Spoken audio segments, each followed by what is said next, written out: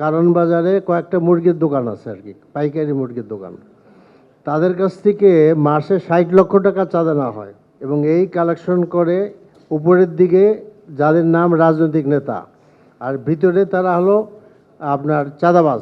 আমাদের সম্মানিত এমপি সাহেব যখন বলছেন যে তার এলাকায় চাঁদাবাজি হচ্ছে এবং সেটা তিনি জানেন না কারা করছে, তো এর চেয়ে দুঃখজনক তো কিছু হতে পারে না। একটা স্পষ্ট লিস্ট তার কাছে থাকা উচিত, তার আইনের কাছে যাওয়া উচিত, যেগুলো প্রপার প্রসেস, টক শোতে বসে আপনার রাউন্ড টেবিলে বসে এই ধরনের আলোচনায় আমরা কথা বলতেই পারি, কিন্তু 5টা নাম যখন দিতে পারি না সেটা তখন একটা ঢালাও বক্তব্য হয়ে যায়। কাজে এটা আমি রিজেক্ট করছি। আমি কিছুটা শালীনতার কারণে বলি নাই, আমি একটু এখন স্পষ্ট করে বলি যে আমি কি করেছি।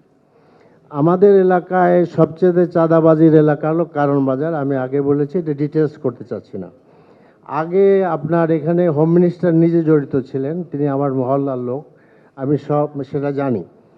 এবং এই কারণে আমি হোম মিনিস্টার সালাউদ্দিন সাহেবের সাথে আমি নিজে কথা বলেছি। আমি হোম মিনিস্টার সালাউদ্দিন সাহেবের সাথে কথা বলেছি যে আপনার সহযোগিতা দরকার, এবং আমাদের এমপি মহোদয় বলেছেন যে এটা আপনি জানেন না কে করে। আমি এখন বলি কে করে। এটা আগেও সরকারি দল করতো, এখনও সরকারি দল করতেছে।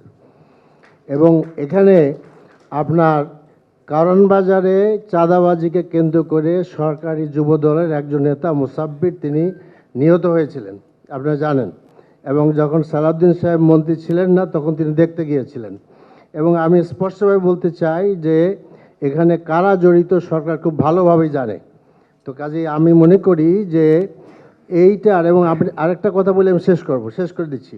আমার একজন ভাই খুব বড় সাংবাদিক, তিনি আমার আপন ভাই, তিনি বলেছেন যে বড় ভাই আপনি এই চাঁদাবাদি নিয়ে বেশি ঘাটাঘাটি করেন, আপনার জীবন